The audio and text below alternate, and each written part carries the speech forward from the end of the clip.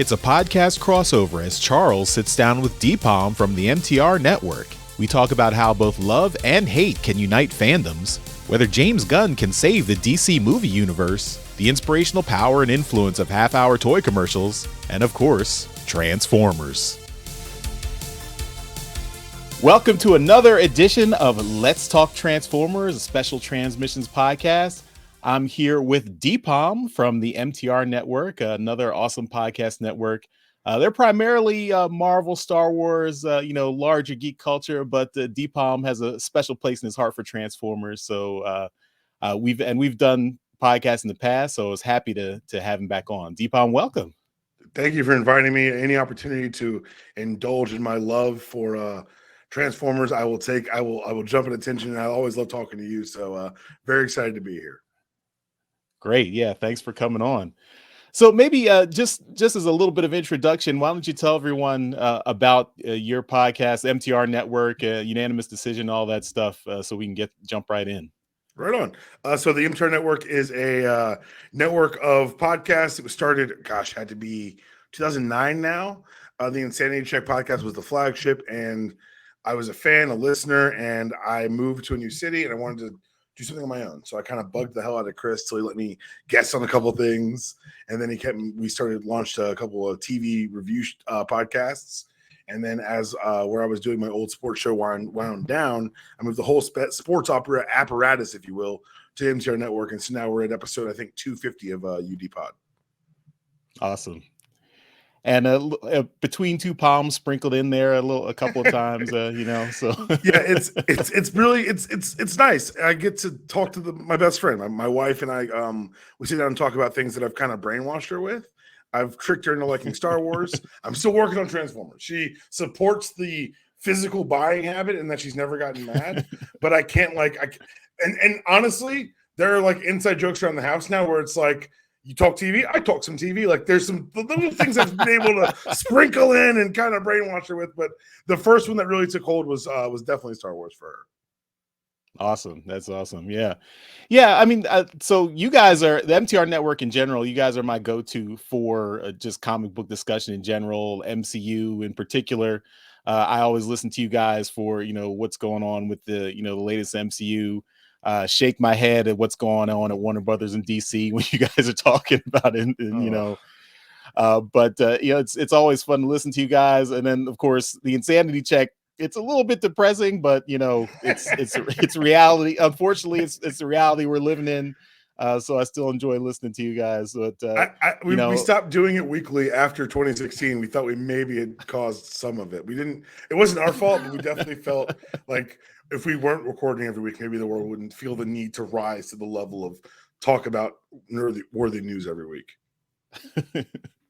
No, yeah, and Chris is always blaming you. I think he's a little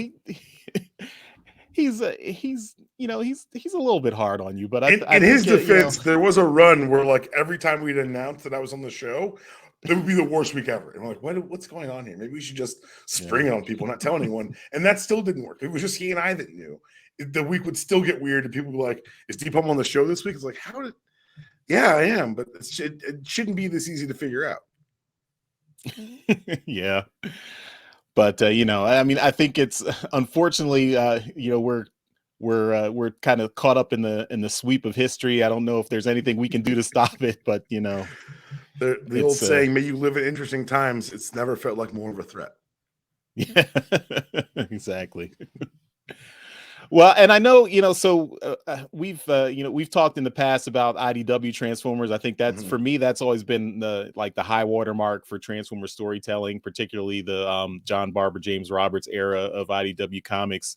Of course, Transformers has a long history of lots of different media, TV, comics, movies, and live action movies. It's a bit of a sore spot for me. I know it's a sore spot for you and to all our listeners and watchers out there who love the Bay movies.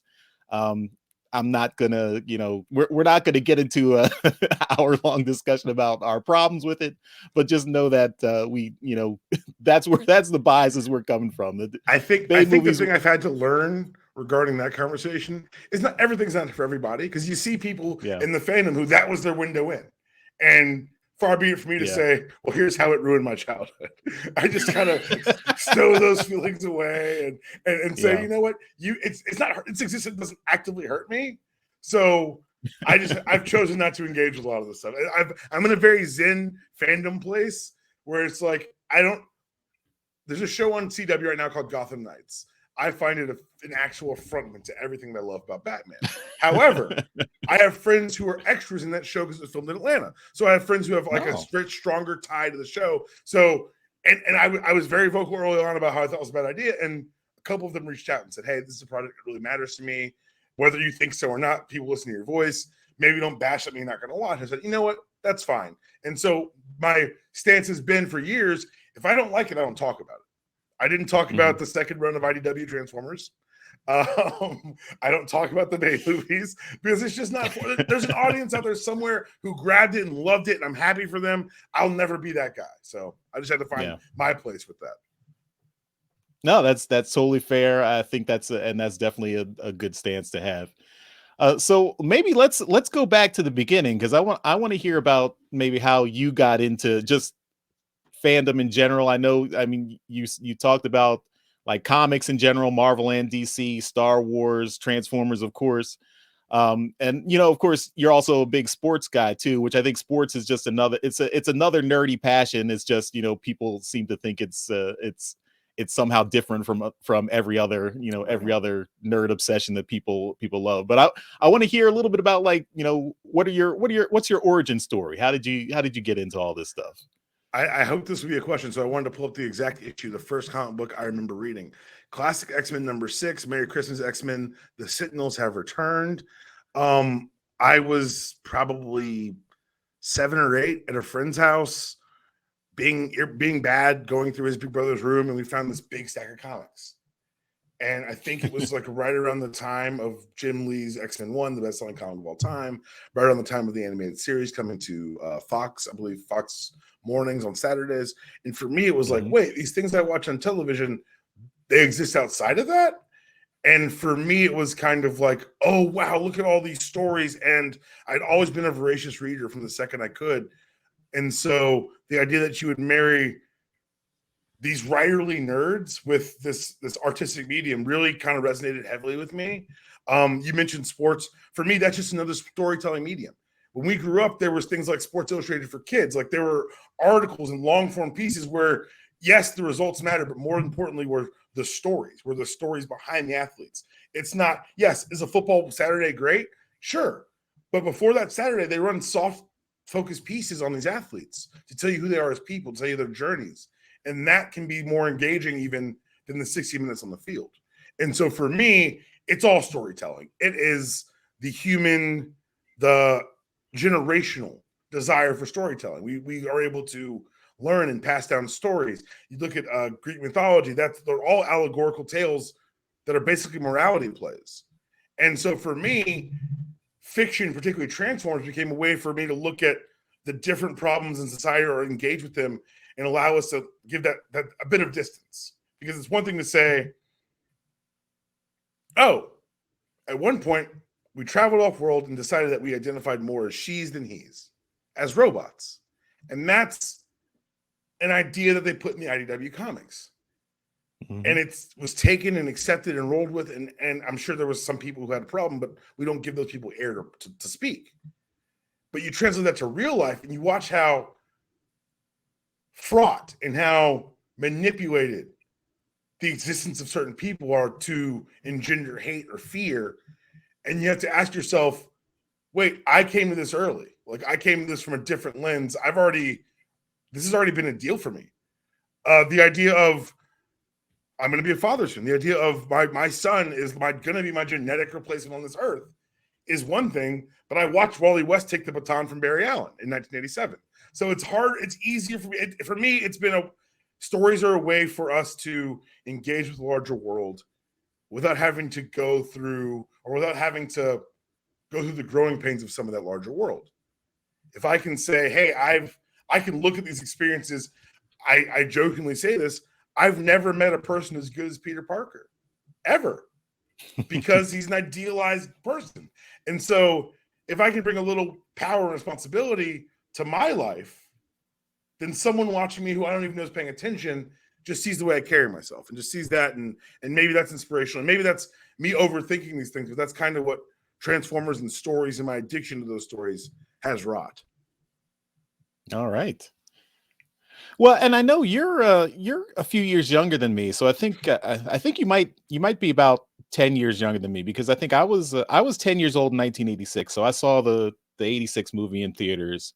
I think you were born in 1986, so you came to a little bit later. Right there. 85. Okay, all right.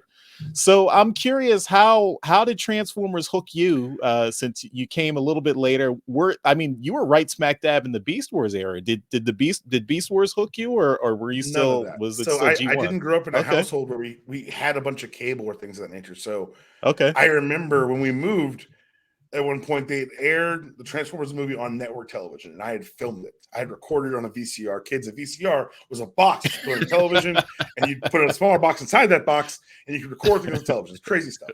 And we moved to Atlanta, and I looked for my tape. And I found my tape, and my dad had taped over it with some golf tournament, and I couldn't have been more heartbroken.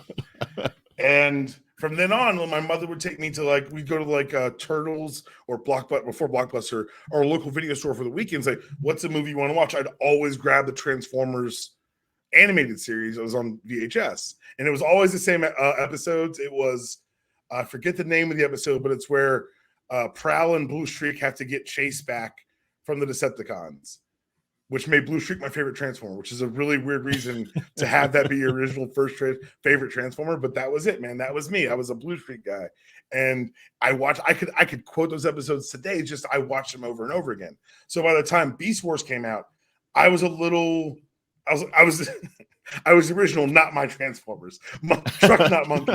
I was inadvertently the beginning. I was like, that's not Transformers. It's ridiculous. And I've come back and I revisited it now, older, and I appreciate it for what it is. But my roots and my origins, and my loves are the animated series, the original one, to the point where in my house right now, there are 4 copies of that movie. And I watched, fun story. I played college football. I played high school football. Before every start I made, from the year I was from 15 years old till I stopped playing football, the night before the game, I watched Transformers the movie. And wow, I don't know why. It just got me mentally locked in. I was ready to do it. But that was it, man. I love Transformers. I'm sitting in my office right now. I'll send you a picture when we're done. But I've put up new shelves and got the Transformers all in the office right now on display. And it's something that stuck with me for years. And I think, honestly, when you're in 1986, 1987, and your parents buy you a toy, it's 2 toys. It's a car and a robot. Wait a second. Now we're talking value picks. And so I think it was a lot of factors, a lot of timing, a lot of access thing. But for me, it was, I don't know if you remember this, but at one point they were show old Transformers shows on network television, but the bumper was a giant animatronic Power Master Optimus Prime with the kid in his hand. And I was like, yes, I could be that kid. It was such a, without them forcing the insert of this is your child relatable character that they've done kind of in the later series. It allowed more freedom for you, because it was a bigger cast. You could pick a favorite and see when the favorite would show up. And now it's a very pared down cast, because they're selling smaller batches of toys, which makes financial sense. But I always think back, man, what if there's a kid who didn't connect with your 4 core? What if there's a kid who was like, I love Gears? What a weird kid, right? But that kid existed. And so I am nostalgic for the thing that I had, but I do think that watching the fandom and the atmosphere around it grow has been very cool, because you remember, we're the first generation this ever happened for, because before a thing happened and it was over and you moved on. And now, because of the advent of streaming and all the different access points, you can have people say it was better in my day and then push play to try to prove it. And so we're actually this is a very interesting time to be in fandom or to be caring about these things, because for so long, Batman wasn't Batman before Frank Miller. Batman was a comic book that you read and you moved on. And now you got people arguing over, he would never do this. Batman wore rainbow suits, bro. What are you talking about? And so we're in a very unique time, and Transformers came out at a unique time where it latched onto a group of kids who it captured their imagination, but not only that, it gave them an avenue moving forward. So the people who are writing now, your James Roberts, your John Barbers, those guys were fans first. Yeah. And that was never the case before this generation. Fans? What? Fans don't matter. They were advents to dollar signs. But now you've got fans speaking fan language to other fans. And so that I think it really has changed our relationship with media in general, and specifically with Transformers, because you know this better than I do. There were hearings at the time when Transformers came out, when these Saturday morning cartoons rolled out. They said, you cannot just sell toys for 30 minutes. That's ridiculous. There has to be a message. There has to be a larger educational purpose. And because of that, it kind of made those shows of the 80s and early 90s those same morality plays I referenced earlier. It was a way to teach kids larger lessons than just saying, and I'm sure, and again, I'm detached from television today. I know that there are shows like that, Avatar, Steven Universe, there's a lot of shows that do that today, but it was a congressional mandate at one point that if you're going to sell us toys for 30 minutes, we better have there better be some vitamins in that chocolate. Yeah, I mean it's funny because I always feel like I'm of two minds with the origins of Transformers. Like it feels like it was such a cynical move in the 80s. Like it was the Republicans deregulating cartoons and for allowing cartoons to become 30-minute toy commercials. But at the same time, this produced a lot of these things that and really brainwashed us all these things that we've loved for years and years. But without that, these things might not have happened. At least might not have hit in the same way that they did. And I think that's the bigger point, is that I'm on pins and needles for the next Ninja Turtles trailer from Seth Rogen. It was able to not just say, oh, this is a thing that happened. This is a thing that grabbed us and helped mold a lot of these kids and gave them a moral center when their parents were too tired to babysit them and said, hey, here's a television. Sit in front of this. But, G.I. Joe, it was always something more than just a toy commercial. And I think that's why we've seen it survive for so long and resonate for so long. And we're coming up on, 40 years of Transformers, which is wild to me. Yeah. And this is it is 40 years of a 4-issue limited series in Marvel. And it's I think it's absolutely fascinating the way it's all broken this way. And it makes me curious to see what's next for the brand, if you will. Specifically Transformers, because you watch other things that we loved change and grow and evolve and be taken more seriously than they ever had before. Claremont's X-Men run changed Marvel Comics. And I would posit that the IDW Gen 1 changed Transformers for the better, in my opinion, but it definitely changed it.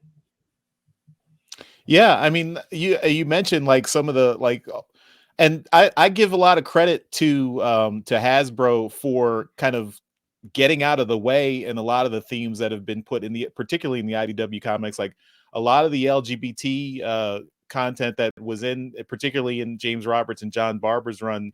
There was never any discussion or like pushback from Hasbro as to put that in there and allow those stories to be told. I mean, now we have, in the larger culture, we have a lot of backlash for trans people, which is something that was, I guess IDW like 5 or 6 years ago was already addressing this, and it's just interesting to see. And so I give Hasbro a lot of credit on that end for for being kind of not just being benevolent corporate overlords in that sense. A lot of that is the fact that they'd made their money. The licensing fee is the licensing fee, and so their move's always going to be the bottom line. But they know that the thing that moves their bottom line isn't the comics, good, bad, or indifferent.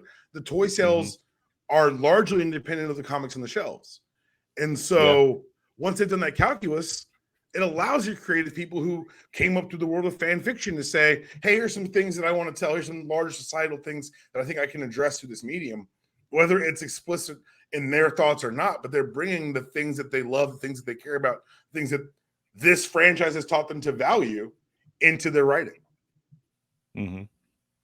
Yeah, although I do see there is a bit of a downside because when the comics like it's particularly when I remember when the IDW comics were getting a lot of critical acclaim and being kind of recognized by the larger comics world, that's the point where Hasbro was like, put these toys in there, please. And it's kind of like, Oh, it's the same. You are still a toy commercial for us, so you got to put these toys in, and that kind of that kind of pushed some of the storylines they were going a little bit sideways, and you could well, tell it's because that they smelled opportunity. They were like, wait a second, yeah people are, I think the larger point is comics are always going to be an additive thing to their yeah balance sheet. They're never saying this comic's costing us money. What they will say, that comic's making money. Throw the toys in that bad boy. Let's make it happen. That design looks great. It'd be a lot better if it matched this toy. And so I think that it was almost the damning of great success. It was, oh, you guys are growing and this is great. But now that you're growing, we're gonna slap some pack-in comics with these toys, and you better make it work. And yeah and for the larger point, I think they did. I really do. And we can quibble over certain issues or certain decisions, but by and large, it didn't really throw off the larger feeling of the universe that we were reading, in my opinion. yeah. I could agree with that. I do think so. Like I think largely John Barber kind of threw himself on that grenade for a lot of the mandates and let James Roberts kind of do his thing in more than meets the eye and lost light, and was largely protected from those mandates. But John Barber, of course, he is also kind of the master of of like figuring out different continuities and making things work. So he was like, yeah, I'll incorporate your toys. I'll just move it, shift little things over here, and it'll be fine. That's a real needed skill set when you're working on licensed properties. Like sometimes you've got Yeah. a larger paymaster, and it's not just IDW and Transformers. It's Marvel centering the Inhumans when they had the show coming out. It's Marvel Mhm. backburnering mutants when they didn't have the rights to the X-Men. Yeah. It happened. It happens so fluidly. I think other places, because we see the larger corporate animal, that it's so jarring when you're like, the toy company wants you to do this? Like, wait a second. You mean it wasn't some larger Transformers collective? No. The toy company that owns the rights to all of this has decided that Trailbreaker is going to get his own Spotlights issue. And we lost the rights to the name Trailbreaker, so he's Trail Cutter now. So hey, if Robin can become Nightwing, by God, he can become Trail Cutter. But I do think the lasting impression of the IDW stuff now, like we have with the newer. I don't know if you've checked out the most recent cartoon, Transformers Earthspark, but that's being done by Boulder Media, which is an Irish-based company, and Nick Roche is on their payroll doing character design for their characters. So he's actually done a lot of the character design for the most recent cartoon. And it seems like all the people at Boulder Media are IDW heads, because a lot of the IDW's influence I can see makes it into those cartoons. It's still, it is definitely I cannot recommend it to adult Transformers fans because it is squarely focused on kids, which is fine. I mean, it's a great kids show. But the stuff that they deal with in the cartoon, the main human family are people of color. It's a black mom and a Filipino dad. And it's the one of the new Transformers who was born on Earth is non-binary, which it's really interesting to see all these things getting into the newest cartoon, and there being really like no wider pushback or angst or anxiety about it. So it's really cool to see that. So yeah, I mean, if you haven't checked it out, I would say just take a look, see what's going on there. But it's interesting to see how that is continuing forward and Transformers is pushing things forward, which is really interesting. And that's streaming on Paramount Plus? Yeah, it is. Okay, I'll give it a shot. Yeah, they've got I think they've got like 18 episodes out right now, so Right you on. can take a look. Yeah, I mean, and then of course, I want to circle back around to, of course, we got the latest movie coming out. We're a couple weeks away from the latest movie. We talked about Bayverse kind of, at least it leaves a bad taste in our mouths for, for movies. I know you famously were not watching the Bumblebee movie. I think the Bayverse movies kind of soured you on Transformers movies in general. You bowed out on the Bumblebee movie, although I will still say it's a different director. I mean, some I've things are seen the still scene. I've seen the okay. opening scene. I've been exposed to it, and I've still not folded. I'll say this though: they ran that first commercial, the first real trailer for the new movie, and I'm but one man, Charles. I am but one man who's in love with one movie, and they put that big Planet Eater in the trailer, and I was like, well, what aren't they showing me? And that's what Yeah. always gives me like, ooh, they showed me this. What aren't they showing me? And it's not Orson Welles. And it's not Robert Stack, it's not Leonard Nimoy, but it's Unicron, and Unicron's not the Earth, which I thought was a weird like carryover from the Dreamwave stuff. But yeah, it's got my attention. I have not seen a Transformers movie in a while, and this is the first one where I'm like, ooh, I may have to buy a ticket on a Friday matinee and duck out of work and not tell anyone. But I think that, again, this is another time where like the fandom's catching up with the media. So whether you're into these movies or not, whether you these movies resonate with you, the Bumblebee and this one, they're made with a level of care that wasn't, in my opinion, present in some of the earlier ones. With not even care, a level of respect for the source material. And so for me, that says that someone on staff picked up a Transformers book at some point. Someone on staff said, oh, this is how these characters interact. This is how we can integrate some of the human characters, human elements. And they came, a perfect example is famously Bryan Singer, who we've all heard the stories about now, but at the time when he did the first X-Men, it was like, oh, Bryan Singer doing X-Men. And one of the big mandates was no comics on set. Yeah. And I could never understand that. You've got 60 years of storyboarding. You've got 60 years of proof of stories that work, that resonate. And you're saying, why would I look at any of that? And so for at least from the outside looking in at just the trailers, again, it looks like this team has said, well, we're not going to be beholden to the comics, which I don't think you or I would appreciate either. If they just retold a story I've already knew, that wouldn't resonate with me fully. But adapting it to another medium, saying, oh, here's care and love, and giving the robots like distinct looks and personalities, and not just like, again, my opinion, a CGI vomited on the screen. And so I think the perfect example for me was during the trailer, there's a tracking shot of an entire tracking shot of the fight in the Beast Wars trailer. And you're like, wait a second. Someone, not a bunch of fast cuts obfuscating the action. Wait a second. Characters showing who they are through their actions in the battle. Maybe, just maybe, Optimus Prime not being a war criminal. These things all are like, okay, these are steps in the direction that I can get behind. And so I'll probably wait for your review. I'll probably wait for some more people who I trust to watch it first, but it definitely has my attention. Yeah, I mean, I definitely agree with you there. I mean, my complaint for like you said, my complaint with the previous movies was largely that the Transformers were not treated as kind of full-fledged characters and drivers of the story.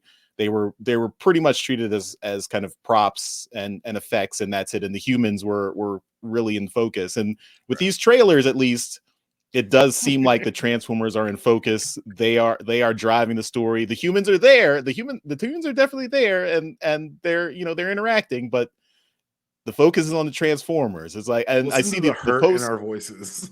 Listen to the fear, the trepidation. I don't know. I'm just saying. It looks like all the qualifiers in the world, because we've both been burned before. We've been excited and let down, and so while I'm laughing, but it's a real concern, and it's one I hope they've addressed. I'm in that defensive crouch, so I'm stealing myself for disappointment. Man. I'm the same way. But yeah, I mean, despite that, that trailer did hook me. We did a live trailer reaction, And I when I watched it, I was seeing that shot of Unicron and hearing them say Unicron is coming. I was like, okay, all right, let's And then like they're go. playing with timelines and multiverses, and you're like, all right, let's walk before you run. Let's walk before you run. But I love where your head's at. I love the ambition. Let's just see if you can land this plane. So I'll definitely I've I've already bought my ticket, so good I'm getting ready. So yeah, but we will definitely have a review. So I'll let you know. I cannot wait. But I am seeing what's interesting with Transformers, and like I mentioned, like the cast of the Paramount cartoon is people of color. People of color all over this movie. So it's Stephen Caple Jr., African-American director. We just interviewed Jean-Nic Bonton, the composer. He's also African-American. The main cast, Latino African-American. So it's like, did they need Black people to save the movie? So I don't know. Nobody with ways in the movie. Like it's very interesting. You're not wrong. It is.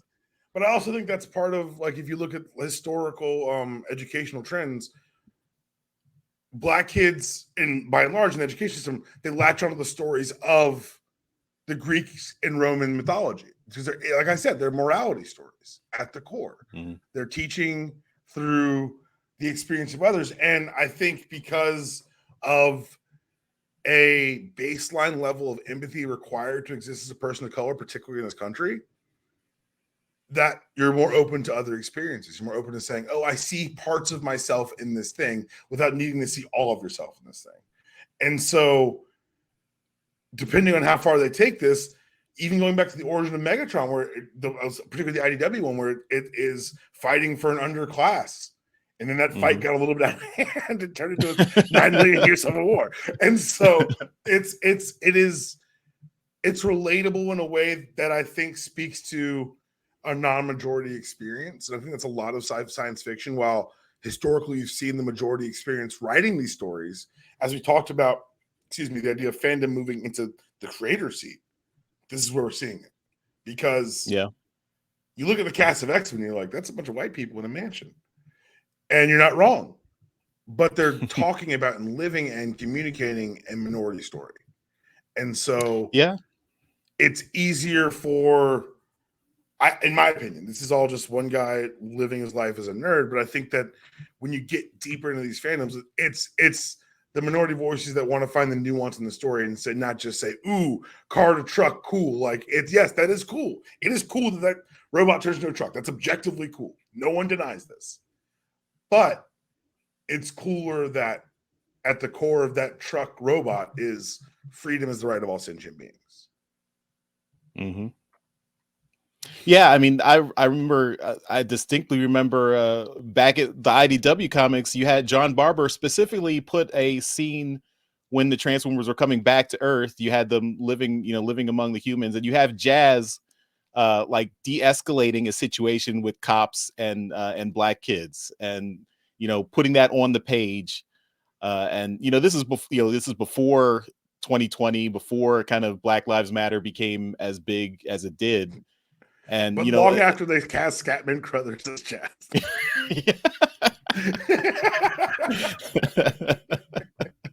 R.I.P.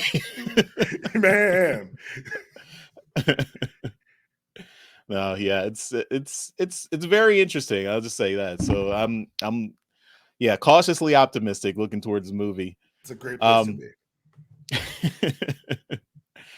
I want to move over to maybe something that's I mean, I know Transformers is your thing as well, but the MCU and the Marvel movies definitely your wheelhouse.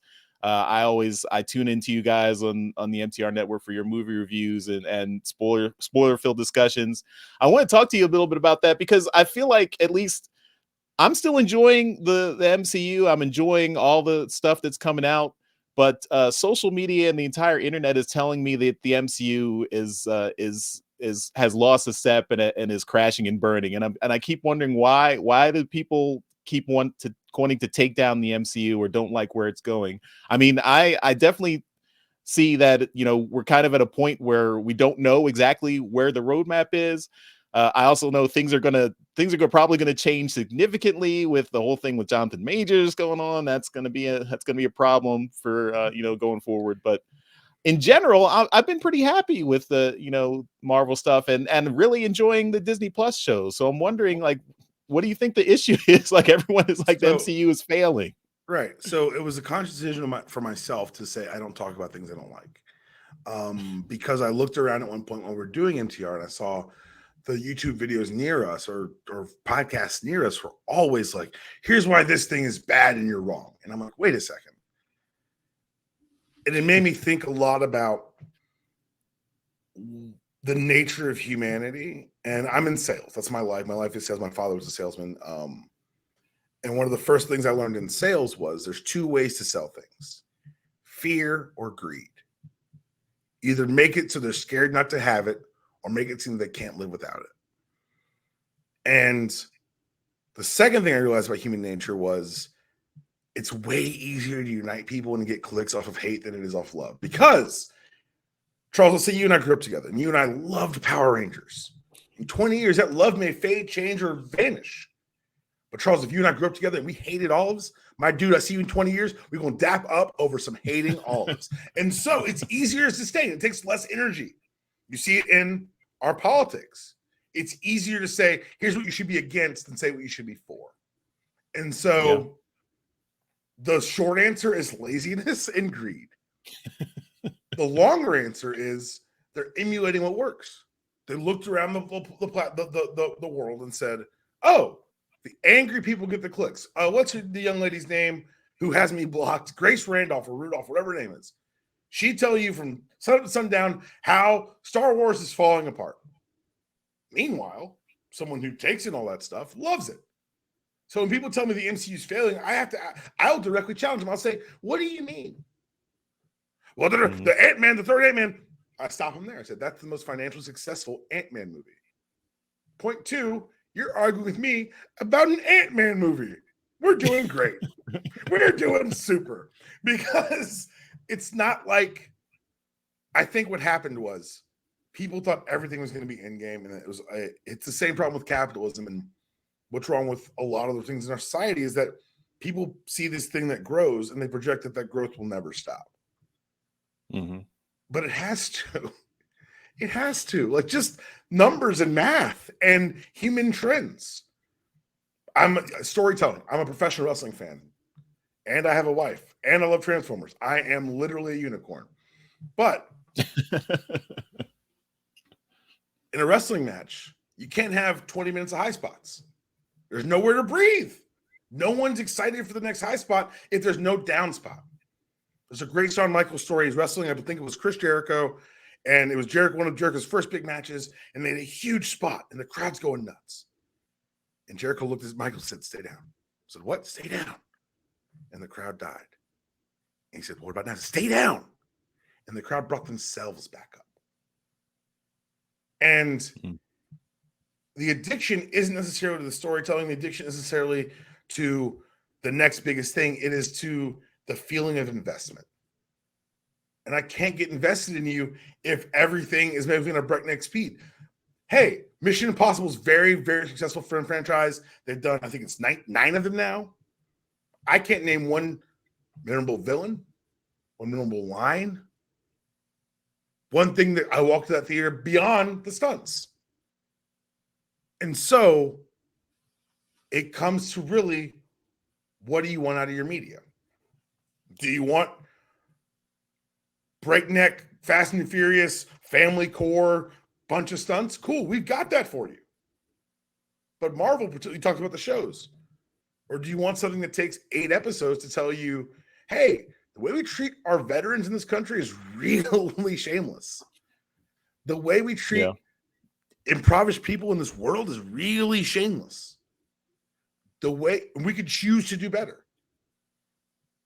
It's deciding that you want to do something more with this. It's deciding that striking's worth, it's worth striking over. It's worth saying, hey, we've poured our hearts and souls and minds and love into these words, we need to be more fairly compensated. And so for me, again, I can only speak for myself. I just think that there's so much ability for varied storytelling. And with Marvel, well, why aren't they making so much money? They've got coffers, bro. They've sold billions. They don't need each one to be $1 billion seller. The MCU's dying. They just gave you No Way Home, bro. Like, what are you talking about? They're about to give you the Marvels.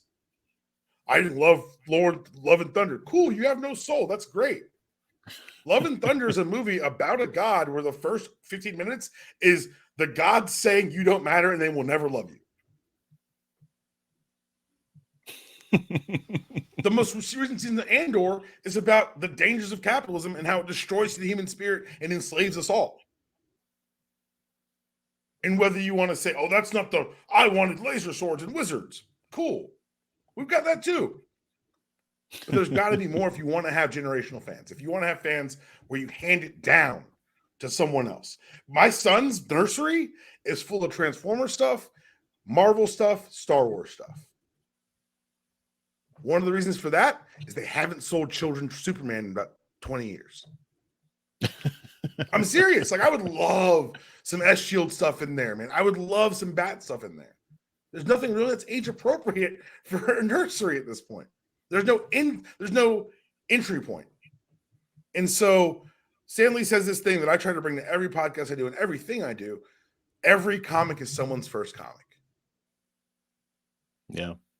And so you've got to be ready to introduce the ideas. And so let's say Thor Love and Thunder was someone's first Marvel movie. You say to yourself, that's weird. We're also men of a certain age with a disposable income and a lot of free time.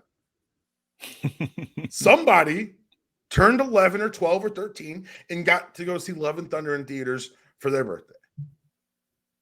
And it's a story about love. And that's cool to me. It's got scenes where kids are wielding the power of Thor through believing in each other. That's cool to me. If I was a kid watching that Witcher film on the screen, hey, when people get mad about Star Wars, why isn't there blood? What are you talking about? It's a space western for children. Why do you want blood? Go to therapy. And so I think that for so long, this is the dark side of the thing I talked about earlier, is that for so long, these properties were kind of our salve, or kind of our way to enter the world. And then we get mad that they don't mature at a rate or in a direction that we think they should. But at the core, when you hear Lucas talk about Star Wars, that's a story about hope. End of the line. It's a story rooted in hope and the idea that you can always be better than your last decision. That still resonates with me. So for some people, they need those things that are flashy and dramatic and new to capture their imaginations. But for me, it's not the same story, but it rhymes. I'm just going to crib Lucas the entire podcast. I mean, and I think one thing that I see, at least with, and what I think is great for Marvel and Star Wars and under the umbrella of Disney in particular, is the diversity of storytelling that they've allowed there. Like Star Wars has branched out. You're talking about lots of different eras. Like Andor is pre episode 4. Mandalorian is post episode 6, before episode 20 years before episode 7. So you've got lots of different eras. I would love for them to push Star Wars for, like, go into like undiscovered future territory. I hope that's coming in the future.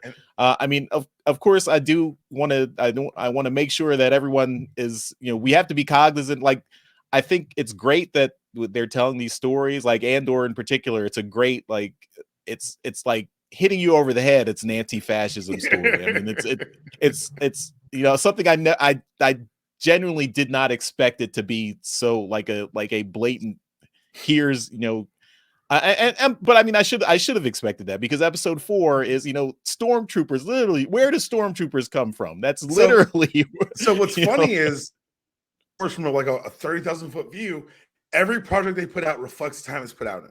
So 77, A New Hope drops. That's the story of the Vietnam War, full stop. And guess what? We ain't the rebels.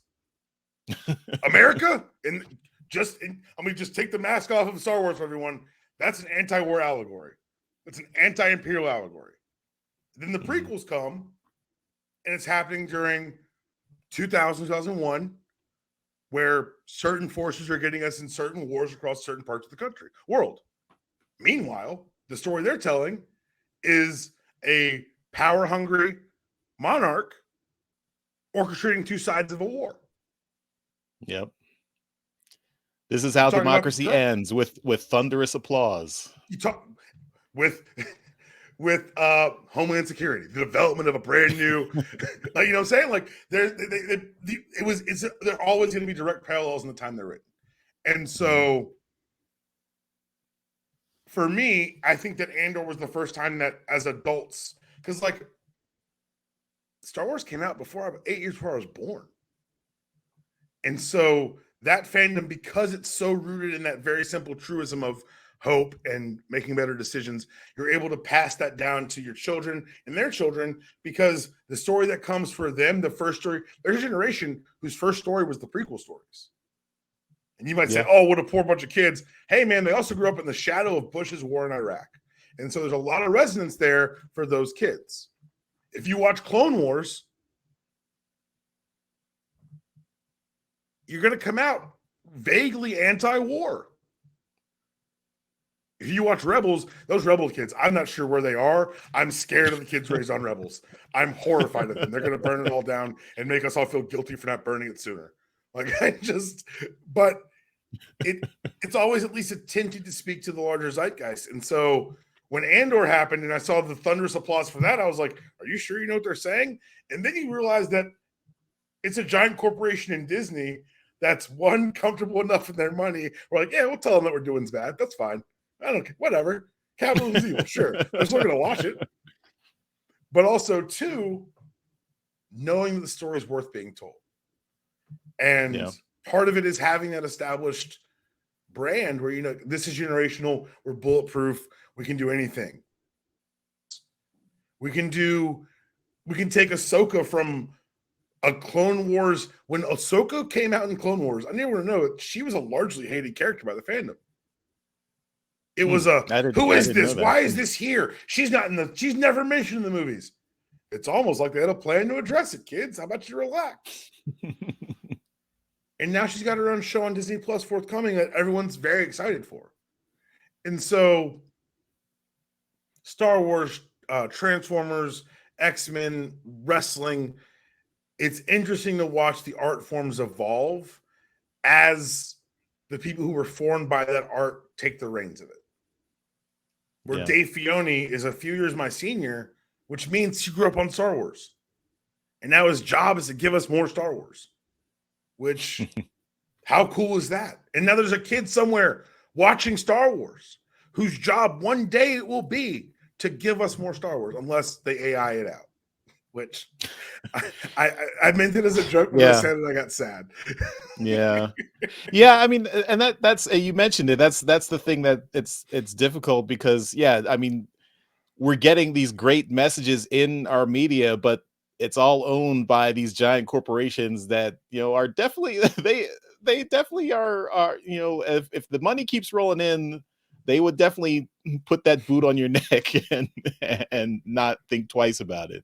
I mean, we see this with the writer's strike now. I don't know how that's going to shake out. I mean, the corporations seem not to be interested in negotiating at this point. I wonder, like, what's, you know, if they really think that AI can take over for the writers and continue with their gravy train. They know it can't yet, but they're trying to buy time until it does. And that is the dangerous part of it all, because they've got a longer financial timeline than writers. It's the same struggle you see in sports whenever there's a work stoppage, and it's always framed in the media as players on strike. And it's framed that way because the media partners are partners with the league and not the players. And because they know that the players will fold first because the money's longer on the owner's side. There was a moment in the last work stoppage. I used to be a million lies. I used to be an NFL agent.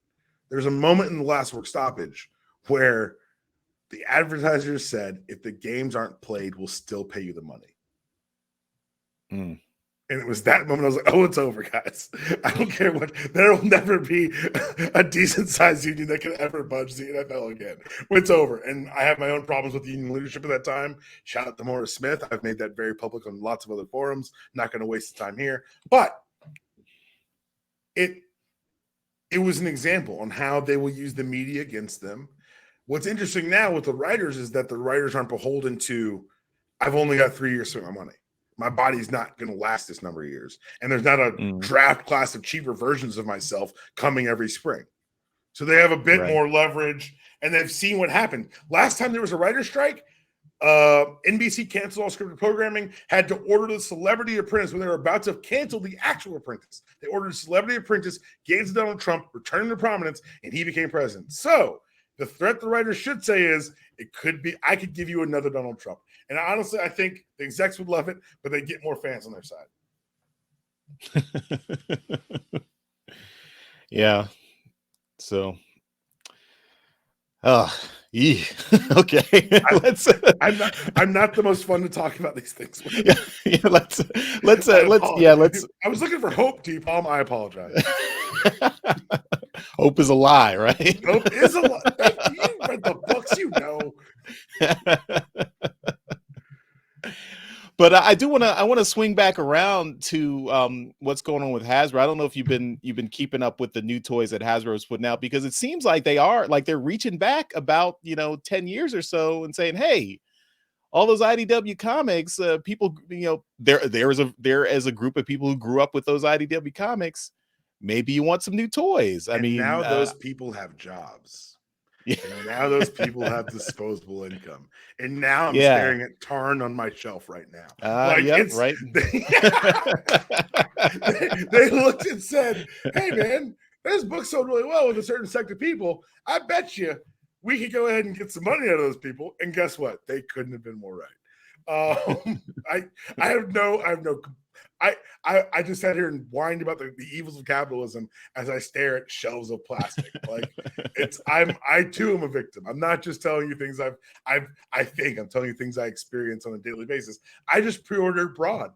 I don't need Braun. Oh yeah. I don't need that Braun. I don't need it. What are you gonna do with it? Put it on a shelf? Play with it once a year? Put it back on the shelf. And I couldn't be more excited to get him here. Do I troll the Target website for Snarl pre-orders? Yeah, of course I do, because I'm sick. I'm sick, Charles. There's something wrong with me. I'm addicted. I got a problem.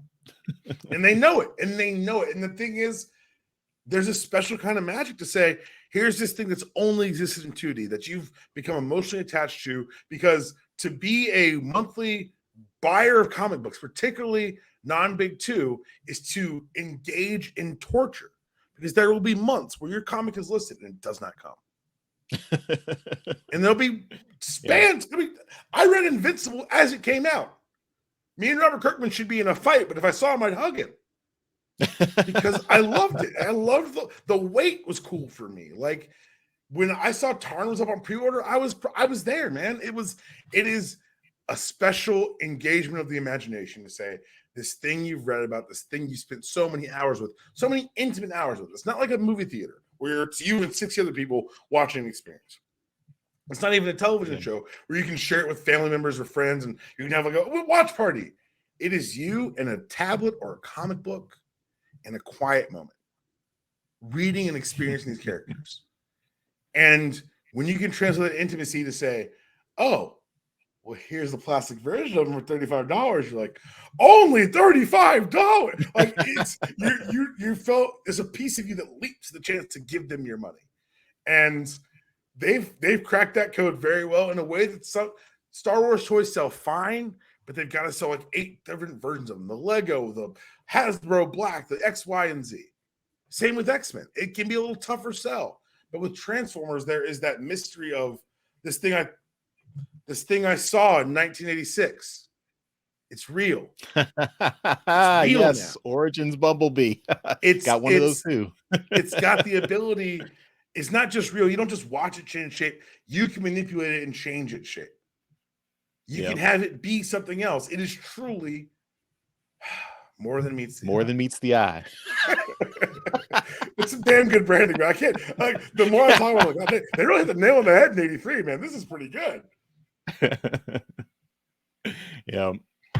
Yeah, got to get that Origins jazz too. That's it's not on my desk. It's over there. I can see it. He's got the grappling hook hand too, which I thought was pretty cool. Yeah. No, I gotta thank you for Invincible. You guys got me on the Invincible train when you guys did reviewed the Amazon show. I bought the 3 compendiums with the entire series. I read that thing. Like, I think it took me about a month to get through the entire series. And I caught those little jokes in some of the interstitials about where they go to the comic book convention. He's like, your comic book keeps coming out late all the time. I guess I wondered how the regular readers felt about it was one of those things where, like, you would get 8 months of no book and no words. Like, there was no like, hey, it's coming, guys. It was just like, we got nothing to tell you. Meanwhile, Walking Dead just cranking them out over there. You're like, I know you're alive. I know you're breathing. You're writing these. Where's my book? And at the same time, the quality when it hit was so good that you kind of took it on the chin and kept it moving. Yeah, when's Invincible season 2 coming out? I'm waiting for that. That's I am an old man with this one because I know how long animation takes, and I'm just like, it's supposed to come out this fall, but I also know that I've got the books and I'm good. But it's interesting to see how translation to medium, because in the books, it's even the first season, like, they added a lot, they changed a lot. I loved it. I thought it was actually a larger an improvement over the comics, which Kirkman would agree, because he ended up rushing the reveal of Omni-Man in the book because they weren't guaranteed to get past 6 issues.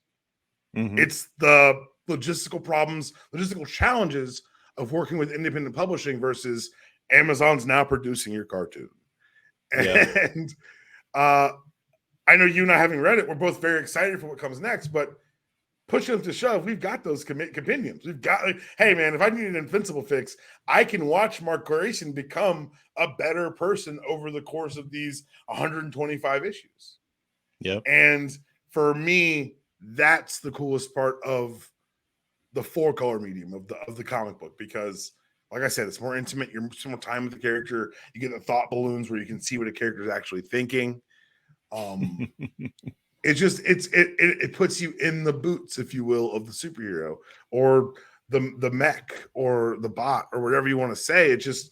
It ties you more closely to it. You can hear Tarn whistling the Imperium suite.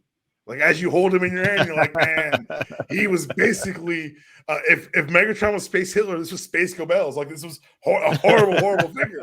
And but at the same time, you're like, but I got him now. And I think part of it was the rise and the interest and the dedication of the fan community, particularly the third-party community, because it showed not only was there obviously people who are engineering and have done the math and you can make money off of this, but there was an appetite and a thirst and a feeling of scarcity where it's like, oh, I missed out on a Perfect Effect Warden, which I didn't. I'm staring at IDW Prowl right now.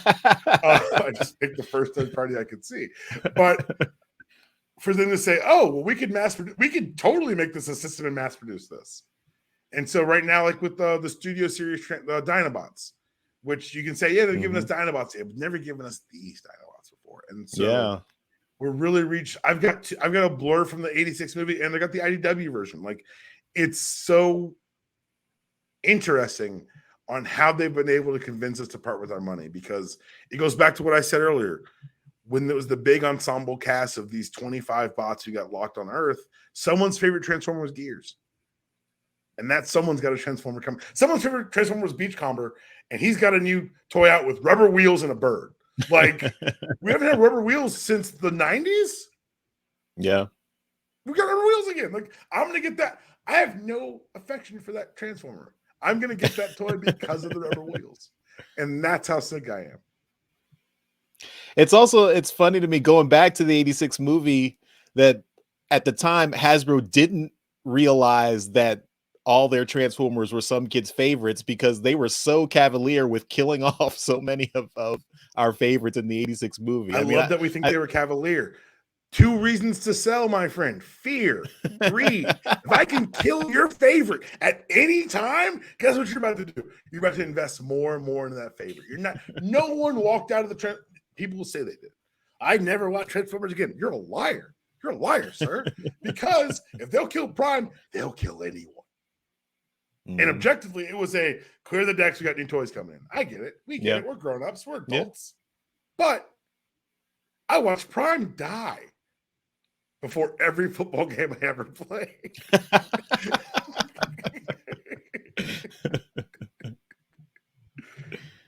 Yeah. Oh, also, shout out to Seth Rogen, who seems to be like the patron saint of all indie comics getting turned into me with TV budget, adaptations. He's just me with a budget. When he pulled off Preacher, I was like, I'm in on everything.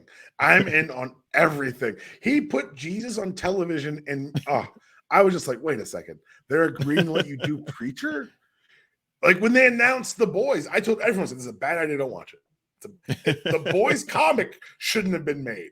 The TV show, and every year they prove me righter and righter. I'm just like, guys, this is, because then you get the people being like, this is what Superman would actually be like, and I'm like, you missed all the points of all of this, and it horror. That's where things get weird and scary for me. Where like, I watch a segment of the fandom be like, Homelander's great. I'm like, Homelander's a Nazi. Like, he's not even pretending to not be a Nazi. Like, what do you mean Homelander's great? Explain that one to me. And so it lets people kind of tell on themselves, I guess, when you put these things out. But at the same time, it for my opinion, they've done a very good job of handling Garth Ennis's work, which was immature at best and like shock jock radio at worst. And I think that they came in with level of appreciation for the original, but also seeing an opportunity to tell a larger idea or to communicate larger themes through that. So honestly, to this point, I'd rather watch the show than read the book again, honestly. Yeah, and that's a shorter version of fans becoming the creators. That's a shorter life cycle of that happening. But Seth Rogen, like you said, the patron saint of nerds, I was so out on the idea of more turtles. I was like, what are we doing? Then that trailer hit, and I was like, well, where can I send my money for a ticket? Because they cast actual teenagers to do the voices of the kids. Mwah! That's a little bit of chef's kiss that you're just like, oh, somebody involved gave a shit. And in this case, we know it was the guy at the top. Yeah, I mean, for me, I had not I have not read the Preacher comics. I haven't read the Boys comics. They're on my list, but like I those properties first hit my radar just through watching the shows, and I enjoyed the shows. I haven't finished the Boys yet, but I got through all of Preacher and like Invincible as well. I think that was also produced by Seth Rogen too. So yeah, I mean, it's definitely it's cool. Yeah. I get, like you said, you with the budget, so it's great. It's great to like. I know where they're coming from. Everyone's just like, just do it, Seth. It's fine. Which, I mean, he's earned it. He's got the trust of people who care. He's put the time and effort into it, and if I was a super successful person who had a property that was optioned, I'd be like, can someone call Seth and see if he wants, make Seth Rogen tell me no before I go anywhere else, please. Or you end up with Mark Millar with like 43 things in development and nothing ever coming out. That was my personal distaste for Mark Millar slipping out. I apologize.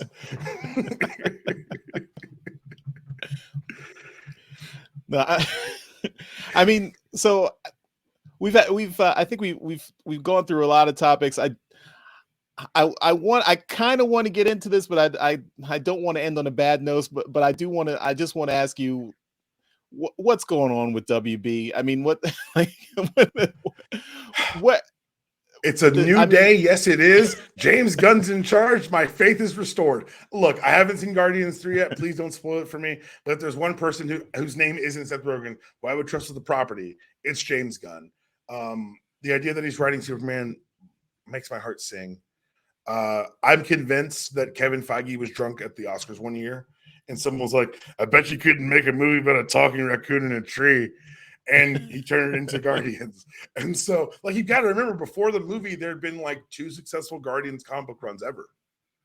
The DNA run, and then like I think that the Vance Astra run had gone on like 67 issues. Yeah, I had not heard of them before the movies. Exactly. So a lot of people was there. I was like, this isn't grabbing the Avengers who just needed a good spit polish and sit them out there. This wasn't something that had years of anticipation. It was, you're making a what movie? And for James Gunn to take that and infuse it with so much heart and love and care, there's not a better person I would put in charge of my film universe for comic books, not named Daniel Palmer. And if anyone's hiring, I'll do it. I will beat James Gunn by $1. Whatever you're paying him, pay me a buck less. Let's do this. But I think that we're in the beginning of something really, really, really impressive for what WB can do if they hold the course. And you got to remember, this is a company parent company's been sold 7 times in the last 15 years. So yeah, a lot of that has to do with the stability of the parent company, also the relationship with the parent company, because since 1970, I believe it was 4, DC Comics has been a wholly owned subsidiary of Warner Brothers, not a partner, a line item. And so that relationship is not going to mirror what happened with Marvel. So people don't know, just really quick aside, Marvel in the 90s went bankrupt. They're out of money. And they sold off a bunch of properties to keep things afloat. They sold Spider-Man to Sony. They sold X-Men to Fox. Their 2 biggest properties. And they said, hey, we've still got they sold distribution rights to, and publishing rights for film for the Hulk to Universal alongside Namor. And then I think Fantastic Four went to Fox as well. So when they started the MCU, they had benched a lot of their A-list stuff. Right. The idea that your first movie for Marvel was going to be Iron Man would make you scratch your head if you hadn't asked a question or 2 about licensing rights.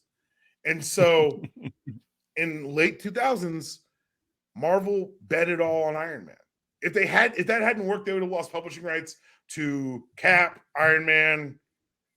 I want to say there's one more character, Thor. Mm-hmm. They lost the big 3. They put it all on Robert Downey Jr. and said, hey, let's give it a shot. And it worked. And it put them in position. If you go watch the first run version of Iron Man, there's no Disney logo. Yeah. It was distributed by Universal, but Marvel Studios was created to make that movie. Because the gamble worked, they entered that partnership with Disney at a different leverage point than DC did with Warner Brothers. And so when DC says, hey, we want our comics to become films, they then go from wherever they are as far as publishing and have to deal with the Warner Brothers film division. Meanwhile, Marvel has their own film division. And so a lot of that is corporate talk for, it's just a bit more complicated, WB, and they're not valued as highly. And so what I hope, what I pray is that James Gunn can give us something to sink our teeth into. And as much as I am personally, professionally, and ethically disgusted with the way they've treated the Ezra Miller situation, they have been an absolute terror, a public health menace. They have stolen children. They have stolen money. They have held guns. It's all bad. And I say they because Ezra Miller being an asshole is not a good reason to misgender them. But I'm going to see this Flash movie.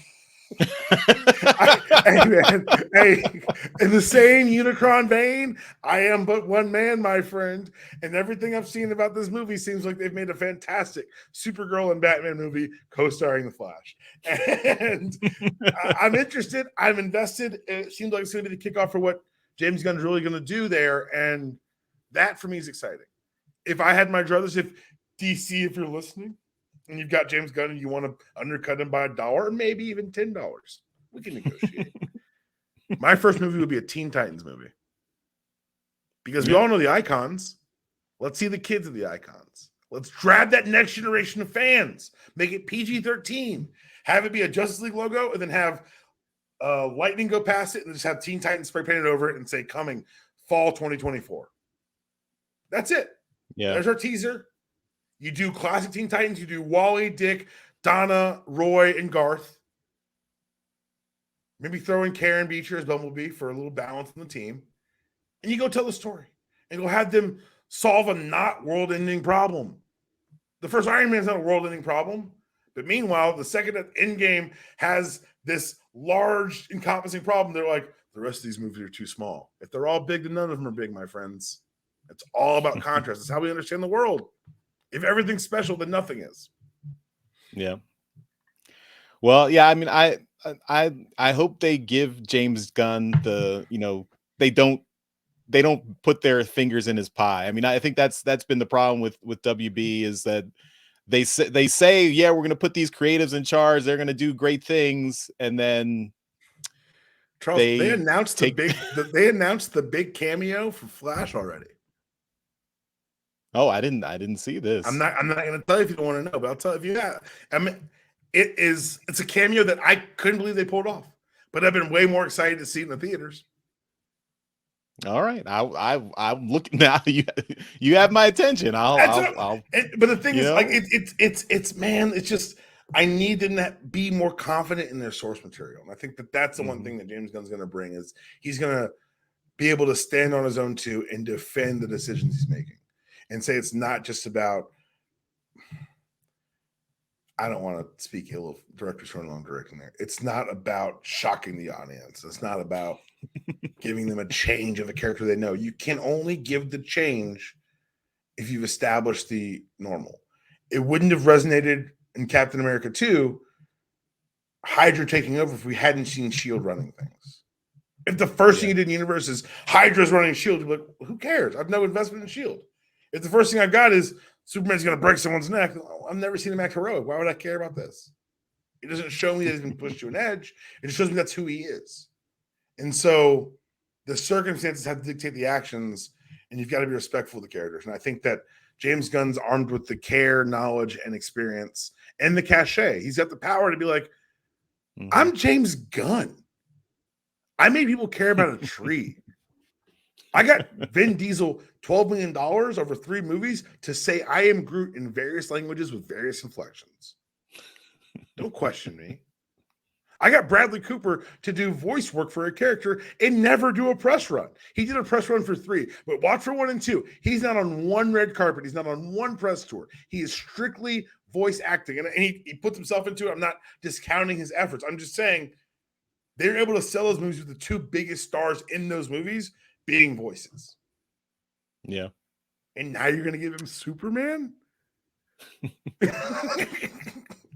Just really give it to him because I'm waiting on my Ava DuVernay New Gods movie. I told everyone. Look, I warned you all. I said, look, Warner Brothers loves a headline, hates the follow through. And when they're like, Ava DuVernay and Tom King I'm like, no, they aren't. No, they aren't. I can say anything. You can say stuff and watch stock price. You can say stuff right before or after a sale and watch the stock price rise. It's the follow through that really counts. And I think that of all the people they could have picked, James Gunn is secure enough in his career to walk if he has to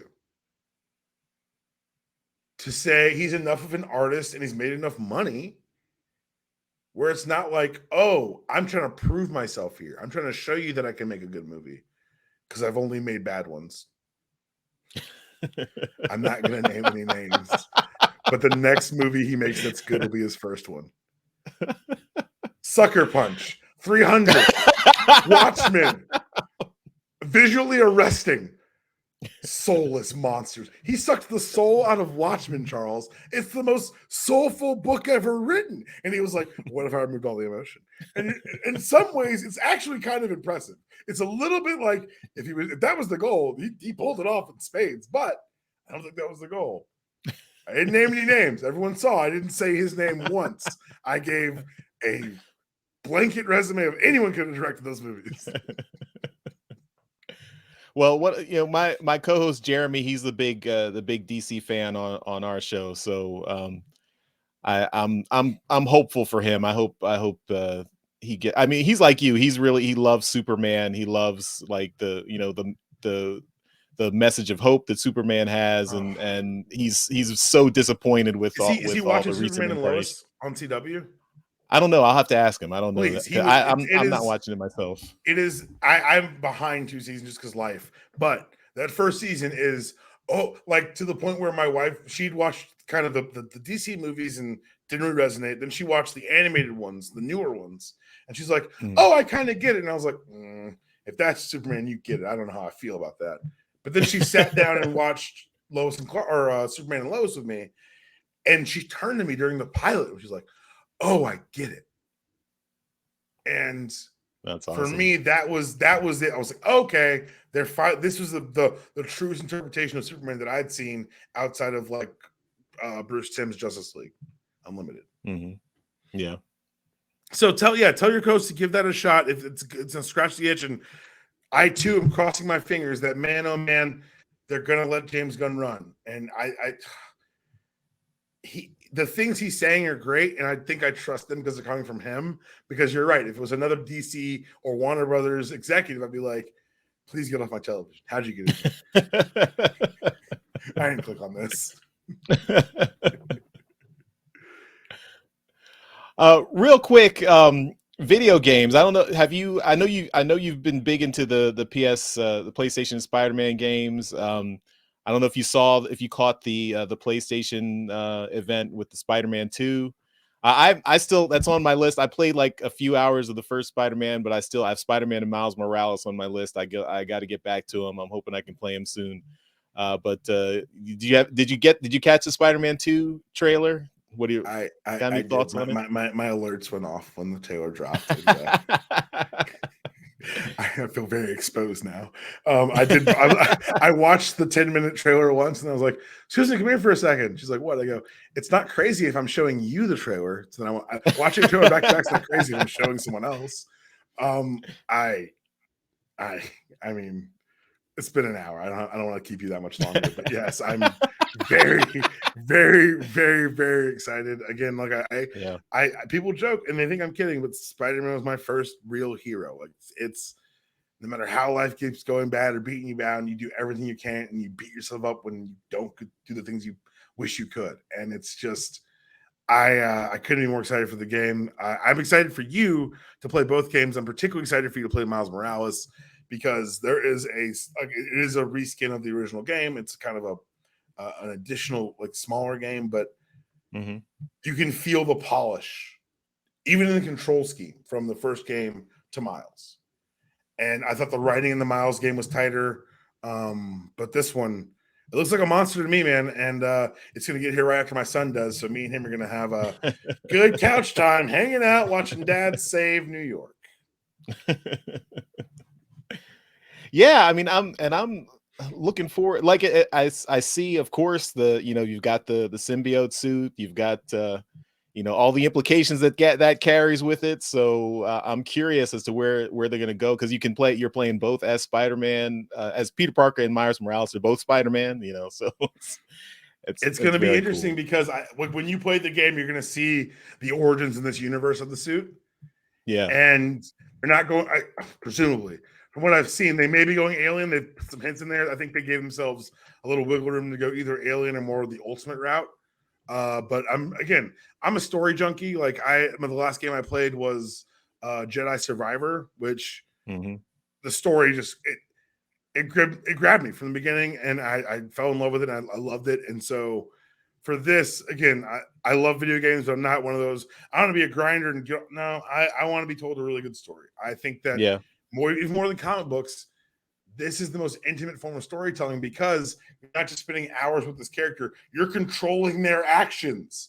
Like you are hands-on through every step of the game, through every step of their experience. And so I think that as more and more time and effort is poured in these games, things like God of War Ragnarok, it's an arresting story. And I think that is going to be kind of the future of storytelling. Video game writers, non-union, they deserve a union. Animation writers, I learned this following Greg Weisman today on Twitter. There is a separate union for animation writers, and they already get paid less than the live action writers. And so it's very interesting to see kind of what is valued and what's not as the art evolves, because for years the goal for a sports writer was to have an opinion piece or have a column on the back page, and now it's around the horn. And I don't know if the job has changed, but the medium definitely has. And so I don't know if the job of writers has changed. It's to connect people emotionally into a story, but I think that the mediums are going to continue to evolve. Red Dead Redemption 2, like there's so many games that are 5-10 years where I'm like, well, that was better than any book I've ever read. Like that gave me, I felt more connected and invested in that story. Also, because when you lose, you got someone killed. You got someone you're invested in. Like, Spider-Man died, and it's your fault. And so, I think that there's a definite growth in that medium as well. Mm-hmm. Yeah, I mean, speaking of you, I mean, comic writers and artists, I mean, they have. It seems like they have no protections at all, and it's unfortunate. Like a lot of these kind of legacy properties, all that source material comes from comic book writers and artists, and yeah, they largely are getting really the short end of the stick, and a lot of times, unfortunately. 100%. Yeah. Speaking of video game stores, I don't know have you checked out the Horizon games on PlayStation? I've heard good things about them. I have not sat down with it yet. I do. Okay, yeah, that is my recommendation for you. So if you can get Horizon Zero Dawn and Horizon Forbidden West, if you like good storytelling, great gameplay, I mean it's and Lance Reddick apparently. I didn't realize he was in those games. Yes, he is all over those games. R.I.P. Lance Reddick, unfortunately, but yeah, he's. Those games are a high point for me, and yeah, I will sing their praises and tell everyone who likes good storytelling in games and RPGs, long open world RPGs, check it out. Right on. All right, so maybe I think we'll end. The last thing I want to mention is we had the news just like a couple months ago about they finally announced details about the next Transformers movie. So the animated feature that's coming next year in 2024. So and confusingly, the title is Transformers 1, which I don't know why. Like, don't use if it's not the first thing, don't use a number in its title. But it is go ahead. It is. It's supposed to be an origin story taking place on Cybertron. They announced partially the voice cast. You've got Chris Hemsworth as a young Optimus Prime. You've got I forget who they announced as. Oh, it was Brian Tyree Henry as Megatron. So interesting casting they've got there. We don't have any more details about it, but it is supposed to be an origin story. And I hope there's some IDW influences in there. We'll see. But we also have the Josh Cooley directing it, who directed Toy Story 4, I believe. So there's some trust there for me, at least, that it's going to be something interesting. But and how any thoughts on that, or what are your what are your feelings? I am cautiously optimistic. When you do a Transformers origin story and you don't say the words Orion Pax, my ears like perk up. Like, wait a second, what are we doing here? But maybe that's just for press, and you've got to do what you got to do to communicate things to a larger audience. I get that too. Yeah. I don't know. It feels interesting for them to have gone so hard into the live action since 2007 to be pivoting to a theatrical film release. But I think this is again a testament to the success of movies like Toy Story, like the Incredibles, like the Spider-Verse movies. That you're able to engage. And again, this is nerds, fans becoming creatives. Maybe there isn't space for you to get a Transformers live action movie or get a live action Spider movie, but if you can find a lane where you can still tell the story you want to tell about the characters that mean so much to you, you're going to pour all of yourself into that. And when you look at I can't us back to Spider-Verse just because it's on my mind, but that was a group of people who cared a lot, who invented new animation techniques to communicate their story and are pushing the medium forward. And so maybe the medium's at a place where they can say, oh, we can confidently do this Transformers animated story that's an origin. And maybe post Beasts, Rise of the Beasts, Rise of the Beasts. I think it's Rise of the Yeah, Beasts. Rise of the Beast. Yep. Okay. Maybe they're going to be streamlining some continuity. Maybe this is all going to be in one big, and I think that'd be super interesting because no matter what we've seen so far, despite Marvel dipping their toe in it with What If, we have not really seen the different continuity jumping or same continuity, different medium jumping as far as the art form. And so for them to say, maybe we can keep this same universe going and do it with animation, because then again, like you and I talked about, the game of these brands is to create lifelong and generational fans. And while my son will see that Transformers the movie before he probably understands it, just because I watch it in my house. I happen to I just play sometimes. This is cool because it gives another generational entry point. It is, that's going to be, like I said, this is going to be someone's first Transformers movie, and that's interesting to me, and that's cool. And it's not Bumblebee peeing on a I don't even like, what are we doing? I hope that doesn't happen. I can't promise that won't happen, but I do hope that. And again, like you said, the voices involved, the people involved, it seems like it's something that time, effort, and care has been put into. And the idea that you can have a money grab that also has heart and resonance seems like a new idea for parts of Hollywood, but I think that the fandom ones are the first ones to grab it, because Obi-Wan was a money grab, and I gave him my money. The new Star Trek, all the Picard, I'm not a Star Trek guy. I know my friends are, so I know how good that stuff has been. I know how well received it's been, but I also know that they made some money off of it too. But we can make money and also service the fan is a new and interesting place to be. And so, like I said earlier, we've never had a situation in this country culturally where fandom actually was a driving force for anything, because there was no way to reconnect with old stuff. But because we have these archives, and because we have to fill the airtime hours, and because we have all the streaming services, everything in our past is accessible now. They remade White Men Can't Jump, and I don't know who that movie was, who the remake's for. I sat down for like 10 minutes like, okay, so if you've heard of the movie, then you saw the original.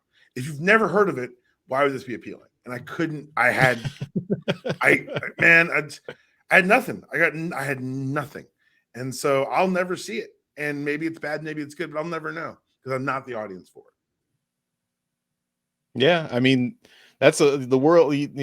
The world we live in. There's something for everyone, and you will never consume everything. So there's a fantastic book I read coming out of college called The Long Tail, and it's basically how what they've created with the internet is there's always someone to talk about something with. So for years, I thought you would feel like I was the only one who loved Transformers in this way, who loved Transformers, who could spend an hour just reading universe profiles or more than CI profiles and like things of that nature.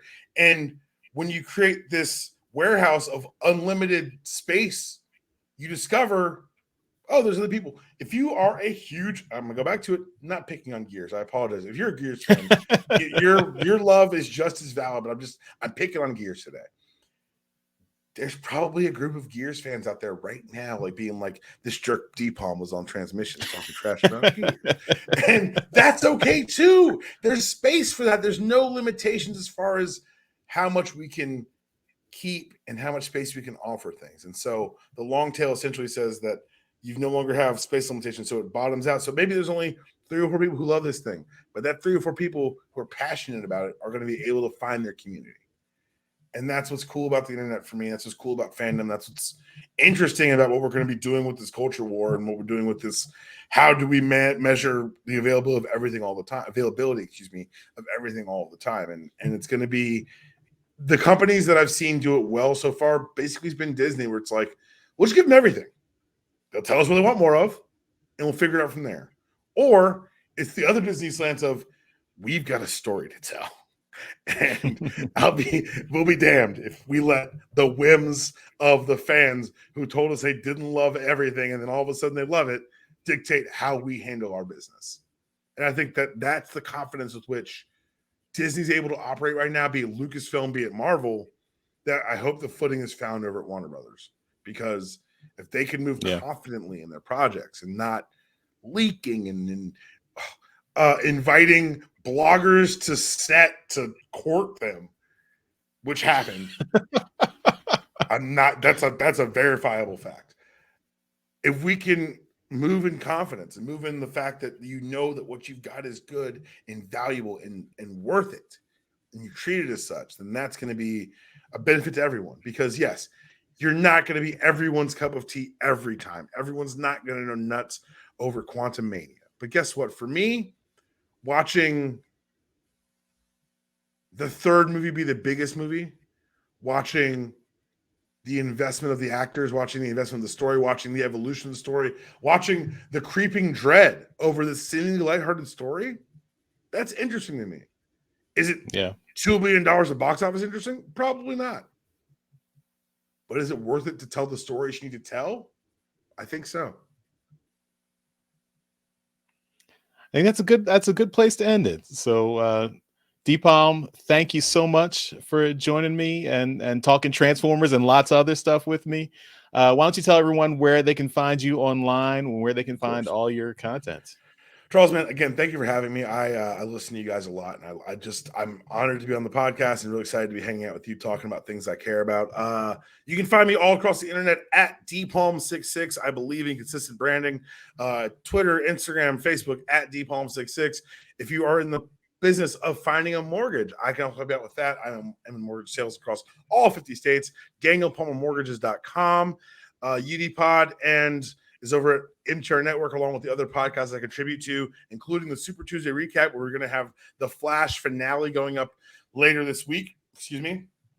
And also I contribute to the Character Corner podcast, where we do long-form looks at your favorite comic book characters. And right now we're doing comic book character runs. We're doing Josh Williamson's run on the Flash. Fantastic. It was from Rebirth on through, I think, issue, I want to say 800 or 850 maybe.